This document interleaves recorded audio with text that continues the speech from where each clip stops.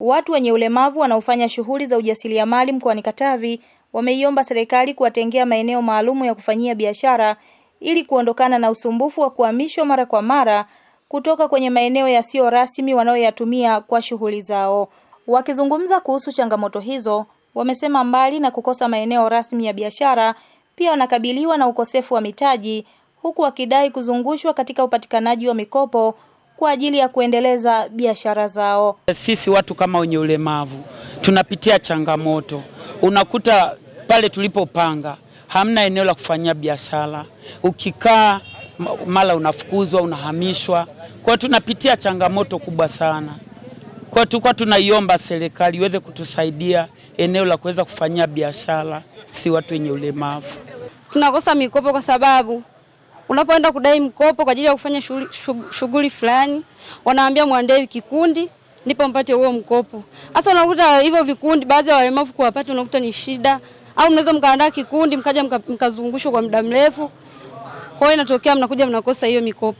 Mafunzo wanayotupatia wao yanatusaidia katika manufaa mbalimbali. Mfano, kutupanua akili zetu katika kazi mbalimbali, katika ajira, ufanya biashara, ujasiriamali na miundombinu mbalimbali ambayo hutokea serikalini kama fursa za kuajiri vijana. Pili, wanatupatia moyo katika upambanaji, kupambana dhidi ya umaskini, kukwamua walemavu na wenye mahitaji mbalimbali. Kutokana na changamoto hizo, Mamlaka ya Kudhibiti Ununuzi wa Umma PPRA imeandaa mpango wa mafunzo kuhusu 30% kwa makundi maalumu, ikiwa ni hatua ya kuwawezesha kujiajiri kwa kuchangamkia fursa zinazotolewa na serikali kupitia mfumo wa NeST. Tumekuja Katavi kwa ajili ya kongamano hili kwa sababu tuliona muamko wa Katavi ulikuwa ni mdogo sana, hususan kwenye zabuni hizi za makundi maalum. Kwa kutambua hivyo, mfano wenzetu wenye ulemavu wanaweza wakawa 75% ni kundi la watu wenye ulemavu, lakini wakachangamana na vijana ambao wana nguvu kwa ajili ya kuweza kutekeleza zabuni za serikali. Kwa hiyo tunawaomba sana wanakatavi wachangamkie fursa, vijana, wazee, wanawake, watu wenye ulemavu wachangamkie fursa kwa asilimia kubwa sana.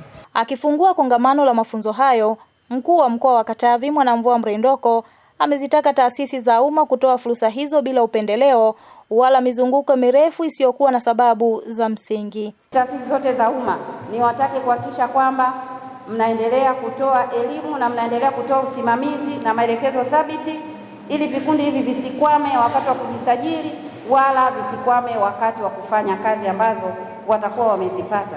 Fursa hizi za wanakatavi basi ziweze kupatikana bila upendeleo, bila kuchelewesha wala bila milolongo mirefu ambayo haina sababu zozote za kisheria.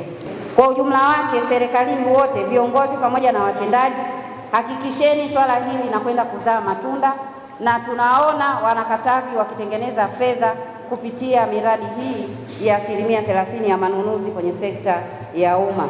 Lakini kikubwa ni waombe muwe waadilifu na kuzingatia taratibu zote zinazotakiwa ili tena tusijiangushe sisi wenyewe.